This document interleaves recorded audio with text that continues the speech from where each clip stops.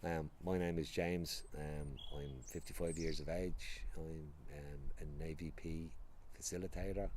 I'm an ex-prisoner. I'm a father. I'm a grandfather. I'm a brother. An uncle. And I'm an LLB in law as well.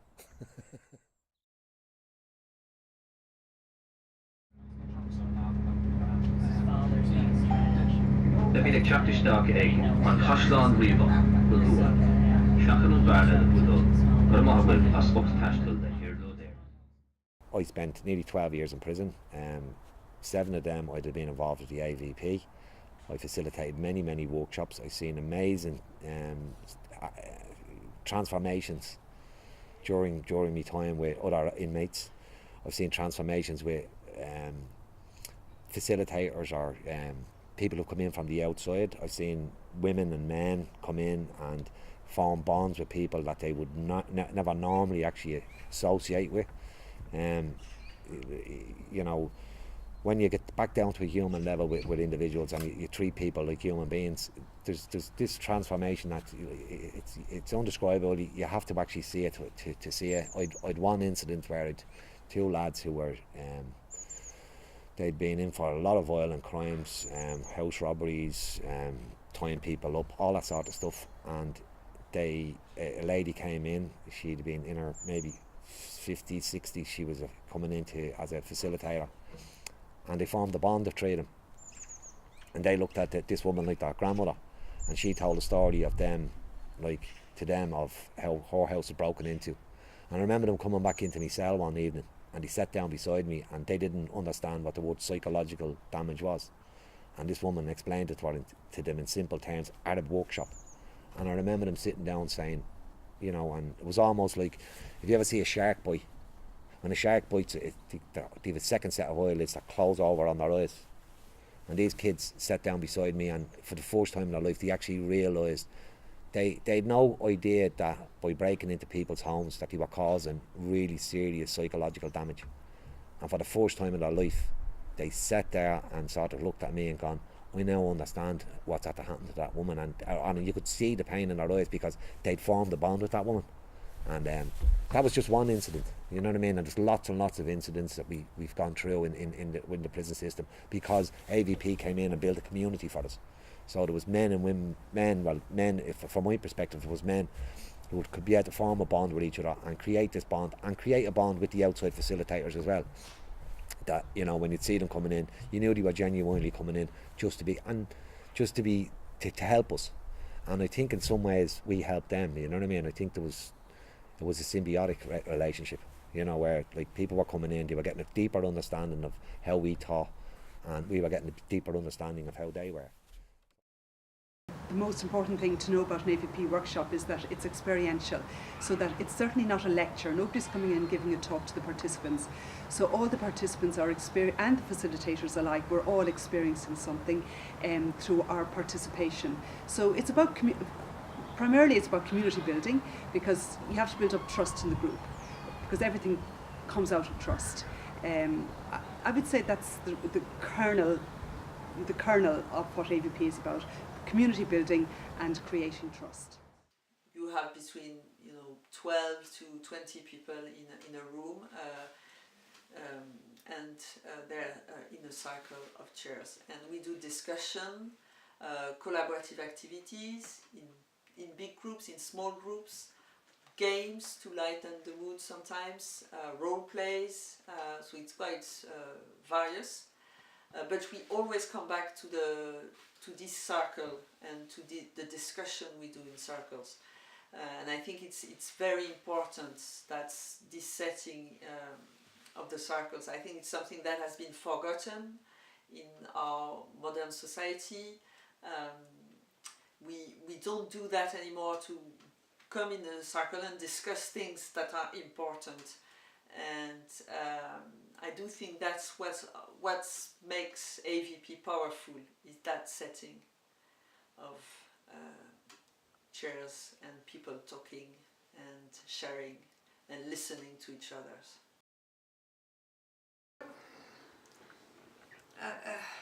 it's not easy to describe how people benefit from something.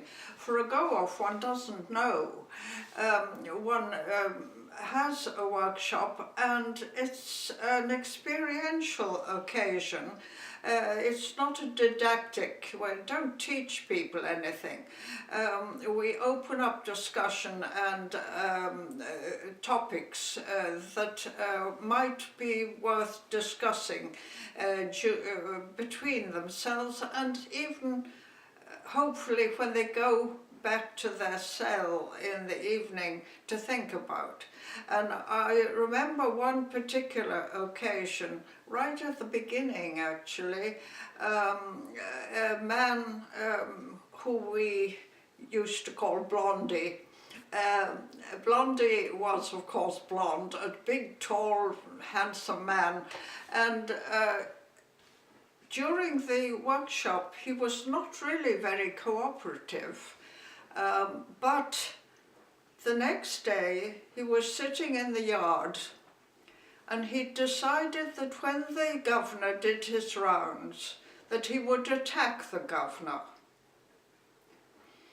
However, something happened and he remembered the weekend that he'd just come off, and he put the blade that was in his hand back in his pocket. And Blondie, it was what one can call a Damascus experience, a sudden realization that this was not the helpful way to live a life, and that he would like to think differently. And from then onwards, Blondie became one of the best facilitators I've ever known. For me personally, prison dehumanises you. You know, you almost go back to an animalistic state in that, like, you know, everything is controlled. And, I mean, everything from the time you get up to the time you're unlocked, you know, you're fooled.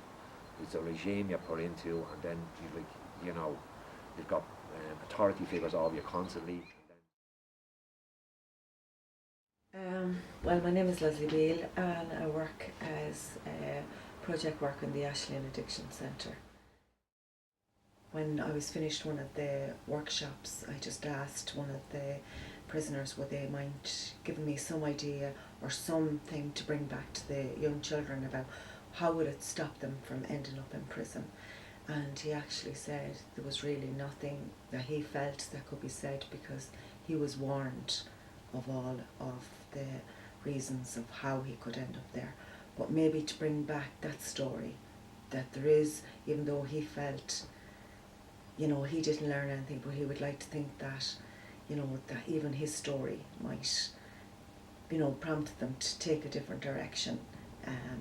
Plus he gave me some poems of what it was like living within them four walls, without his family, without his freedom, and to know that it's not only have affected him but his family. So with that, with the poems that I brought back, when I would give a little talk to some of the kids, I'd be talking to them around the alternatives to violence, and we would do a bit of meditation, and at the end of each meditation I would read out one of the poems to them, and they would actually ask about this guy, what was his life story, what was it like for him, and what brought him to there.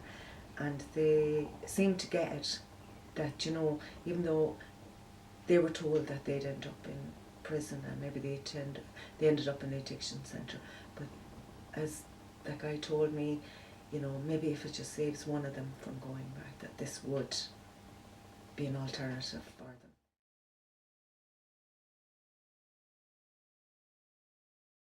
On a rare day of sobriety, I looked in the mirror and despaired to see how the amber nectar had ravaged me. The sunken face and sallow skin, it looked like a stranger trapped within. Then and there I vowed to break free.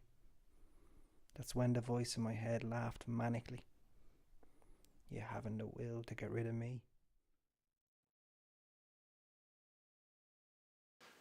I have learned that being in contact with those who are in prison has enlarged my perspective on humanity, on community, on connection, and on my own pretty fortunate life circumstances.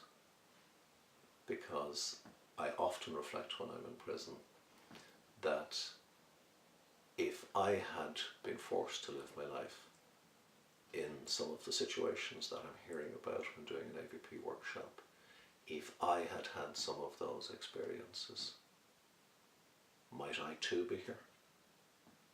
And it's very, very likely that I would be. I don't see prisoners as people that have done damage. I think I don't believe completely in individual responsibility. I do believe people can make choice, and sometimes it's the wrong choice, and they are responsible for that. But I think also if awful things happen, it's also the responsibility of the whole community. I don't believe in punishment. I believe in rehabilitation, and I believe in people having the right to have a second chance and to realize that they have made wrong choices and that they have other options. And I think it's the way to see it. There's a great feeling to give back to the community.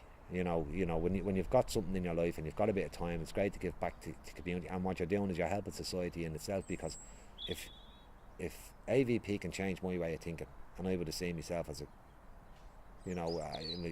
before I got AVP, as quite a violent man, and someone that had no sort of respect at all for authority or for society in itself.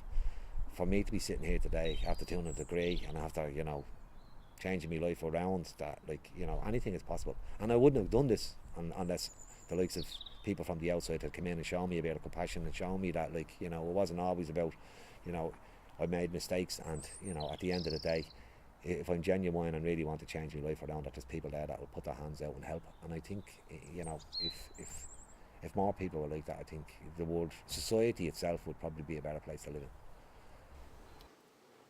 I believe everybody is basically born to be good, to be loving, to be helpful, and that seed is within ourselves, and we can encourage it and allow it to grow and water it and feed it and ponder on it. Or we needn't. We have the choice. The choice is always there, and hopefully AVP helps people to make the choice in the right direction.